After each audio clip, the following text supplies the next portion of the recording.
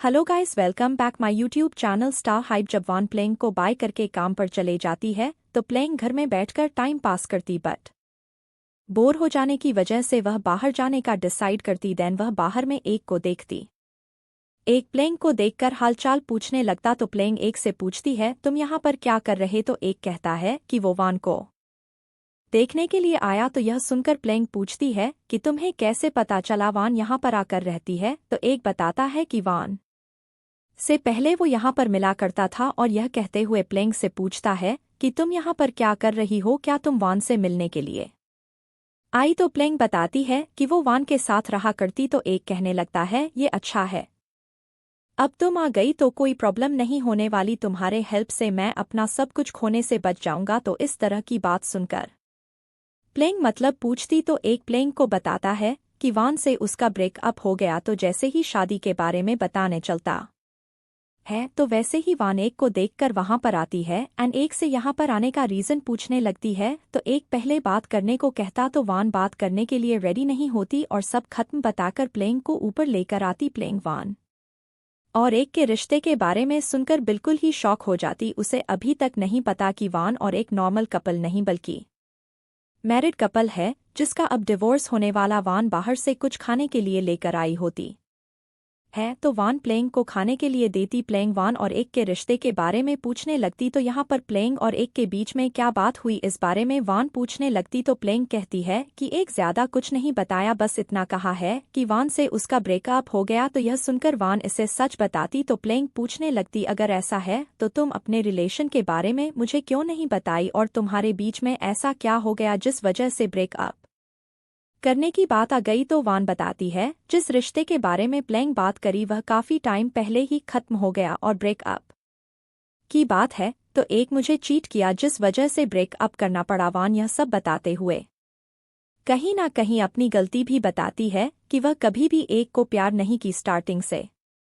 कभी भी एक को पसंद नहीं कर पाई। तो यह सुनकर प्लेइंग कहती है, अगर तुम एक को पसंद नहीं करती थी तो तुम उसे डेट क्यों की? तो वान बताती है, प्लेइंग चाहती थी कि एक और वान डेट करे, तो इस वजह से वान यह सब की। वान ये सब कहते हुए अपनी लाइफ का बिग मिस्टेक बताती जो वान एक को डेट की और उससे शादी भी कर ली। यहाँ पर वान अपनी शादी के बारे में अभी भी प्लेइंग को नहीं बताती और एक के रिलेटेड कोई भी सवाल ना करने को कहती। तो यह सुनकर प्लेइंग बात को खत्म करते हुए एक के रिलेटेड एक भी सवाल नहीं करती। तो वान प्लेइंग को कुछ भी ना कहते हुए देखकर ना कहने लगती, तुम पहले कोई भी सवाल को बीच मैं नहीं छोड़ती थी, जब तक मैं सब कुछ ना बता दूं तब तक तुम पूछा करती, तो अब क्या हो गया, तुम शांत क्यों हो गई? तो यह सुनकर प्लेइंग कहती है कि वह पहले की तरह नहीं, अभी के प्लेइंग के पास कुछ भी नहीं है। तो अगर कोई भी चीज को लेकर वान से जबरदस्ती की तो कहीं वान प्लेइंग को घर से बाहर ना निकाल दे, तो इस वजह से सब कुछ देखकर चलना पड़ रहा। तो यह सुनकर वान इस तरह से बोलने को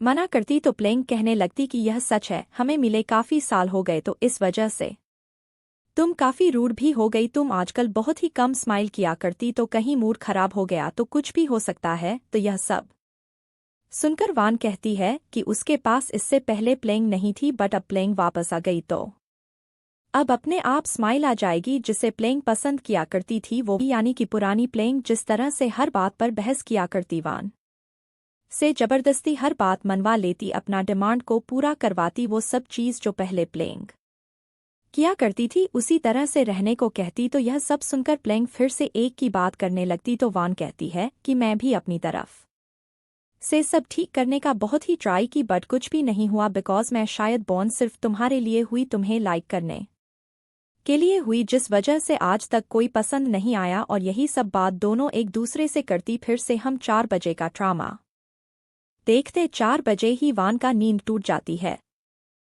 वान बहुत स्ट्रेस नजर आने लगती। वान स्ट्रेस की वजह से शावर लेने लगती है। तो शावर लेने के बाद वान रेडी होकर प्लेइंग के पास आती है और कहती है कि वो अब काम पर जा रही है, तो अगर सोकर उठ जाए तो एक बार मैसेज कर देना। तो यह सुनकर प्लेइंग हाँ कहती कि वो मैसेज कर देगी, बट एक बार भी अपनी आंख खोलकर नहीं देखती है। आफ्टर दैट जब प्लेइंग सोकर उठती है तो वह सबसे पहले वान के पास मैसेज करती। प्लेइंग फोन को चार्ज ना देखकर समझ जाती है कि यह खराब हो गया। चार्जिंग प्लग में लगने के बावजूद भी चार्ज नहीं हुआ। प्लेइंग अपने बॉस का मैसेज देखती, जिस बार में प्लेइंग काम किया करती थी उस बार का ओनर प्लेइंग को रिप्लेस करके किसी और को हायर कर लिया और जितने दिन काम किया उसका पैसा ट्रांसफर कर देता है। प्लेइंग इस मैसेज को देखकर जैसे ही रिप्लाई देने चलती है तो वैसे ही स्विच ऑफ हो जाता। तो यह देखकर प्लेइंग परेशान होने लगती बिकॉज उसके पास न्यू फोन खरीदने का पैसा नहीं। तो प्लेइंग कुछ करने का सोचती एंड यहीं से हम प्लेइंग को देखते हैं जो रास्ते में म्यूजिक प्ले करती। लोग इसके म्यूजिक को पसंद करते हुए बहुत से पैसे भी देते हैं। देन प्लेइंग के स्कूल फ्रेंड्स प्लेइंग को देख लेते हैं। ये वही फ्रेंड है जिसके साथ स्कूल में प्लेइंग के साथ झगड़ा हुआ। ये दोनों प्लेइंग को देखकर उसे आवाज देने लगते हैं। तो प्लेइंग इन दोनों को देखकर जल्दी से अपना सामान लेकर वहां से भागने लगती। तो ये दोनों भी प्लेइंग का पीछा करने लगते हैं बिकॉज दोनों सालों बाद प्लेइंग को देखी और बात करने के लिए पीछा करते हैं। प्लेइंग को रुकने को कहते हैं बट प्लेइंग दोनों को इग्नोर करते हुए वहां से भागने लगती। देन एक अपना कार लेकर प्लेइंग के पास आता और जल्दी से कार में बैठने को कहता। तो प्लेइंग कार के अंदर चली जाती। प्लेइंग को इस तरह से भागते हुए देखकर उन दोनों के बारे में पूछने लगता है कि वो कौन थे जिसे देखकर तुम भागी। तो प्लेइंग बताती है कि वो स्कूल फ्रेंड थे। पहले वो रिच थी बट अब पुअर हो गई, उसके पास कुछ भी नहीं। तो अगर इस तरह से कोई भी जान पहचान वाले लोग या स्कूल फ्रेंड देख ले तो अजीब होगा। बिकॉज प्लेइंग उन सब के सामने आने में थोड़ा एम्बेरस फील करती। जो प्लेइंग को वो सब जानते थे वो अब प्लेइंग नहीं रही, वो बिल्कुल चेंज हो गई। तो यही सब सोचकर प्लेइंग उन दोनों से नहीं मिली। तो यही सब कहते हुए प्लेइंग एक से पूछती है तुम्हें मेरे बारे में कैसे पता चला कि मैं यहाँ पर हूँ। तो एक पीछा करने की बात करता कि वह प्लेइंग का पीछा कर रहा था। तो पीछा करने वाली बात सुनकर प्लेइंग कहने लगती अगर तुम वान के वजह से मेरा पीछा कर रहे तो यह सही नहीं। बिकॉज हम बड़े हो गए, हम पहले की तरह नहीं रहे। हर किसी का सोचने का अपना नजरिया है। वान अब मेरी बात नहीं सुना करती तो कोई फायदा नहीं होने वाला। तो यह सब सुनकर एक बताता है कि वो वान की वजह से प्लेइंग के पास नहीं आया बल्कि प्लेइंग की वजह से आया। एक बताता है कि वो प्लेइंग को हेल्प करना चाहता बिकॉज प्लेइंग वान की फ्रेंड है। तो इस हिसाब से प्लेइंग एक की भी फ्रेंड हुई तो प्लेइंग को हेल्प करना बनता है। तो हेल्प करने वाली बात सुनकर प्लेइंग मना करती कि वह अपना सिचुएशन को खुद हैंडल कर सकती, उसे किसी की जरूरत नहीं। तो एक प्लेइंग की बातों को इग्नोर करते हुए प्लेइंग को हेल्प करने की बात करता है। तो एक अपने साथ अपने होटल में लेकर आता है। प्लेइंग एक के क्लॉथ को देखकर अपना क्लॉथ देखने लगती बिकॉज यह सब देखकर प्लेइंग गरीब फील करने लगती। दूसरे लोग प्लेइंग को देखकर आपस में बातें करने लगते। तो एक प्लेइंग को अपने साथ अंदर लेकर आता। प्लेइंग यहाँ पर बिना बताए ले आने का रीजन पूछती। तो एक कहता है कि यह होटल मेरा है, यहाँ पर अब से तुम म्यूजिक प्ले किया करोगी, इसके लिए प्लेइंग को पैसे भी देने की बात करता। और यह भी कहता है कि यहाँ पर बहुत से टीवी इंडस्ट्री के लोग आया करते तो यह अच्छा चांस है प्लेइंग के ऊपर। अगर किसी की नज़र पड़ गई तो प्लेइंग अपने टैलेंट के वजह से बहुत कुछ कर सकती। एक बताता है कि वान प्लेइंग को फेमस होते हुए देखना चाहती थी तो प्लेइंग के लिए यह अच्छा चांस है। एक प्लेइंग को जॉब ऑफर करते हुए सोच समझकर इस बारे में बात करने को कहता और यह सब कहते हुए नंबर एक्सचेंज करने की बात करता। तो प्लेइंग एक की बात सुनकर बिल्कुल कंफ्यूज हो जाती कि अब वो क्या करे। नंबर एक्सचेंज करने वाली बात सुनकर एक से बिजनेस कार्ड मांगती बिकॉज उसके पास अभी फोन नहीं रहा तो इस वजह से बिजनेस कार्ड मांगती। तो एक उसे अपना बिजनेस कार्ड देता। देन यहाँ पर प्लेइंग की नज़र पियानो पर पड़ती जिसे देखकर प्लेइंग इस जॉब को करने का सोचती। जब प्लेइंग घर में आती है तो वह वान को रोते हुए देखकर उसके पास आती है और क्या हुआ इस बारे में पूछने लगती। तो वान प्लेइंग को देखकर रिलैक्स फील करती है। वान बताती है कि जब प्लेइंग का मैसेज आया तब वान रिप्लाई की बट कुछ रिस्पांस नहीं आया तो इस वजह से परेशान होकर ओवरथिंक करने लगी। घर में आने के बाद प्लेइंग को ना देखकर ऐसा लगा कि शायद प्लेइंग वापस नहीं आने वाली, वो फिर से चले गई। तो यही सब सोचकर वान डर जाती है जिस वजह से वह रोने लगती। तो प्लेइंग रोने को मना करती और माफी मांगते हुए ऑलवेज वान के साथ रहने की बात करती। तो यहाँ पर वान पूछने लगती कि तुम कहाँ गई थी।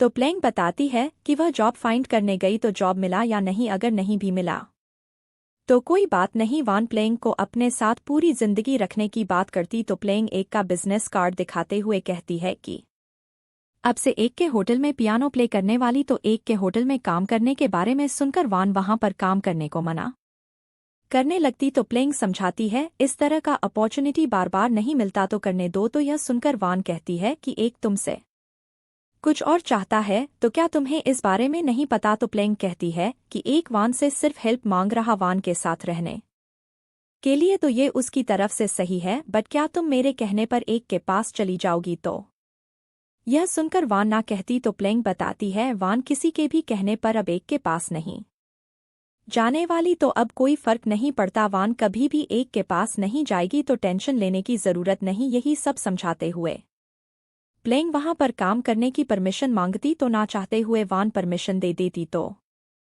तो नेक्स्ट एक से बात करती है और कहती है कि प्लेंग को जिस भी चीज में खुशी मिल रही वह ठीक है। वान प्लेंग के हैप्पीनेस में हैप्पी रहने की बात करती, बट अब एक के साथ काम करने वाली तो सिर्फ काम के मुताबिक ही बात करने को कहती है और पर्सनल मैटर को बीच में लाने को मना करती, और यह सब कहते हुए वहां से जाने लगती।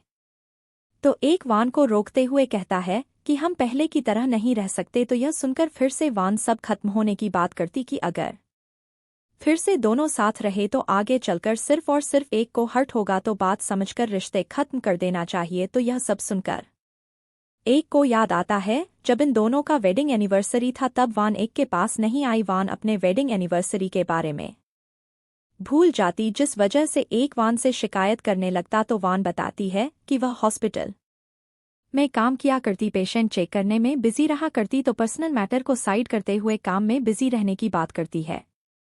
तो यहाँ पर एक वान के मैसेज को देखकर बिल्कुल ही अपसेट हो जाता है। एक वान के साथ बिल्कुल ही खुश नहीं रहता, वह कहीं ना कहीं लोनली फील करने लगता है।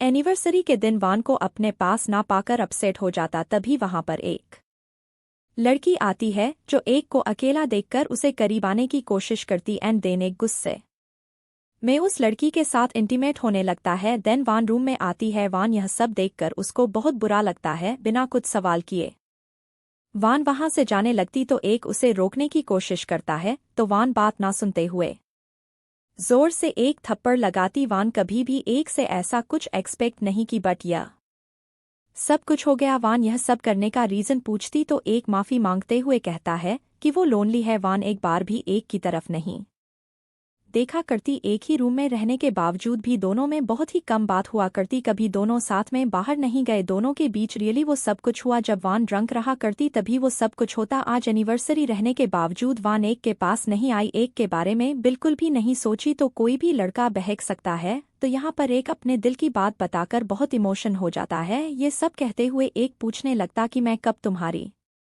लाइफ में वैल्यू रखूंगा, क्या तुम मुझे पसंद नहीं करती? तो यहाँ पर वान एक सिचुएशन को समझती हुए, बिकॉज वो जानती है कि वो भी एक को इग्नोर की, जिस वजह से उससे गलती हुई, बट अलग हो जाना ही वान बेहतर समझी।